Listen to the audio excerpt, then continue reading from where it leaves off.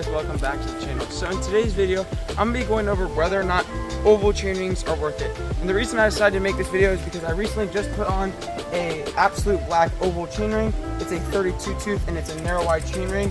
It definitely is a lot more different than any of the round chainrings, so I thought it'd be really fun to make a video about the differences and whether or not they're worth it. Let's get into this one.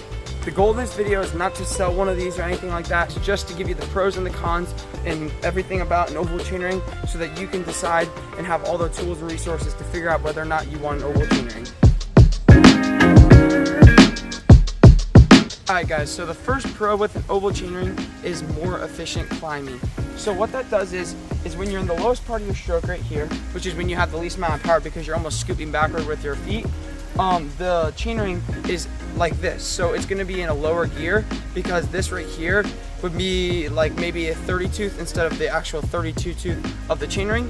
And then say you come back up to here, so you're in the most power of your stroke. This is where you're getting tons of power down. Then it's going to be standing more straight up, and what that does is it makes it feel like a 36 tooth, for example, and that's going to make it a lot more like, it's going to feel like a harder gear and give you a lot more power in your stroke. So those are the advantages with just power efficiency and everything like that with the oval chainring. So the first con is this thing feels very wonky. Right when I put it on my bike, I almost wanted to just take it right back off because it felt so weird and I couldn't quite see the benefits.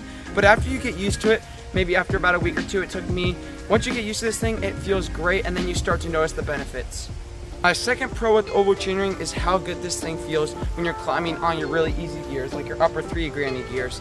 This thing feels like it's almost not even there because it's so easy. It feels like literally just slicing through butter when you're just going around and around, and that's one of those things that I really like because we have some pretty steep mountains around here. When you get up towards, the North Carolina mountains and everything, they get pretty steep, and some of those you just have to climb up and it's not too fun, but when you got the oval chainring, it feels so much better. The second con with the oval chainring is that since it feels a little bit wonky, it kind of feels weird in your knees. When you first ride it, like this past week, I've been just trying to get used to it, and I've had a little bit of knee pain, and it's kind of weird because I think it's just how it feels when you're pedaling. It kind of like flexes your knee in like a weird way, and I guess that just makes it hurt a little bit. So that's just one thing to be mind of, but it's not like super bad and you'll start to just get used to it, but it's just something to be aware of. Alright, well guys, that is the pros and the cons of the oval chainring, and to be honest, I think they're definitely worth it. It takes a little bit of getting used to. They feel a little bit wonky, but they are so good for climbing and they just give you a lot more power.